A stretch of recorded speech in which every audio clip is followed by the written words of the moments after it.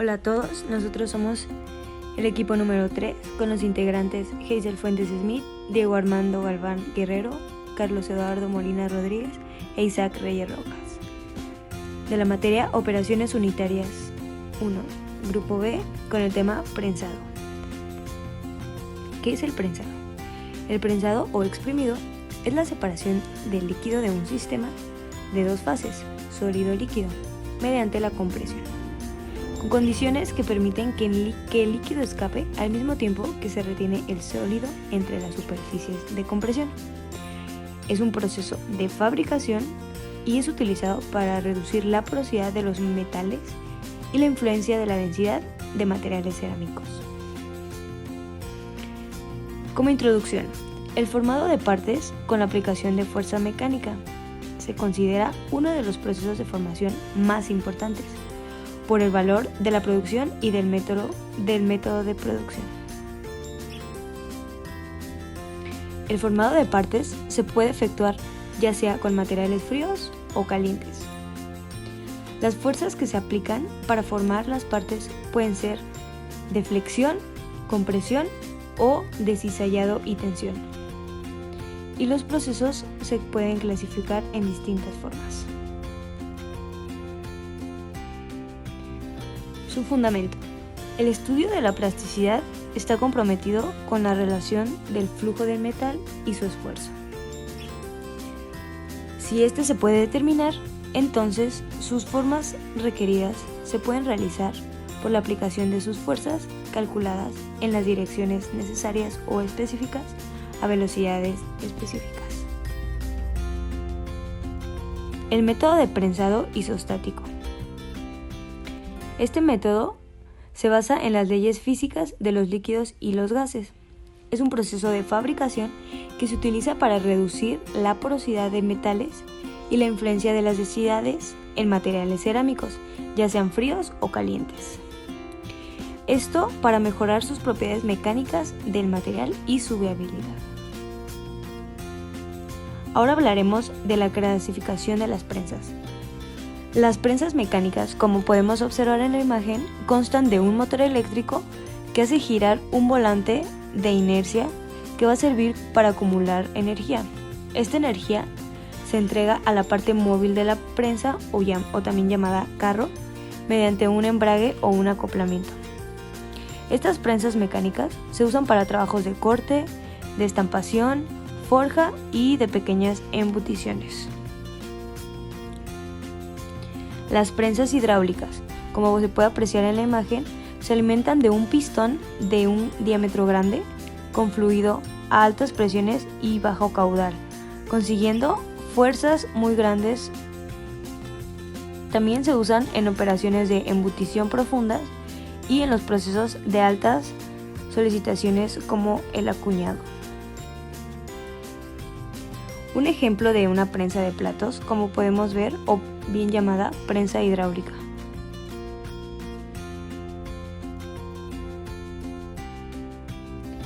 Las prensas para trabajo mixtos progresivos o prensas múltiples también llamadas, como se observa en la imagen. Se puede entender por trabajo progresivo de prensa la serie de operaciones sucesivas que van a transformar gradualmente con un mismo troquel, una chapa de plata, una tira o una cinta, con el fin de obtener piezas con distinta forma. Este procedimiento consiste en un mínimo de dos fases, el de corte y doblado o el de embutido y corte. Estos son necesarios que los punzones estén paralelos entre sí y actúen sincronizados, haciendo trabajar en forma regular. Punzonado o corte de la chapa.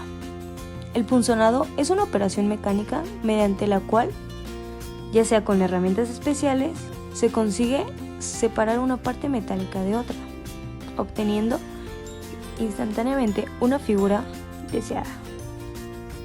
Este punzón, en su primer tiempo, prosiguiendo la presión que ejerce sobre la chapa, completa su trabajo con una compresión del metal. Este metal va a dar una deformación plástica del material y se origina en la primera fase un vientre cóncavo. y perfilado. Son muy importantes en los ciclos productivos porque ellas van después del punzón de la chapa. Consiste en variar la forma de un objeto de la chapa sin alterar su espesor, de forma de que todas las secciones permanezcan constantes. Hay dos tipos de forja, en matriz abierta y en matriz cerrada. En la matriz abierta la producción de piezas pesadas con tolerancia grande y en lotes pequeños y medianos, mientras que en la matriz cerrada la producción de piezas de peso reducido, de precisión y en lotes de 1000 a 10.000 unidades. Las aplicaciones del prensado hay bastantes aplicaciones. Una de ellas es como la deshidratación del papel con papel húmedo, pasándola por prensas se va a extraer el líquido y se va a obtener un sólido. Está en la producción de aceites vegetales, en la recuperación de jugos de la caña de azúcar, que vamos a ver más adelante ya que tomamos un ejemplo de esto, y en la separación de aguas de lodo y lechadas. En nuestro ejemplo es el diseño de una unidad de extracción de azúcar a partir de caña de azúcar. En este ejemplo, las prensas de rodillo son nuestra mejor opción ya que son económicas, no consumen tanta energía, no elevan de forma considerable la temperatura de los productos, ya que como es azúcar, a temperaturas elevadas se va a caramelizar y el proceso se tiene que parar, ya que no es un producto deseado y se va a estancar por la producción de tanto caramelo.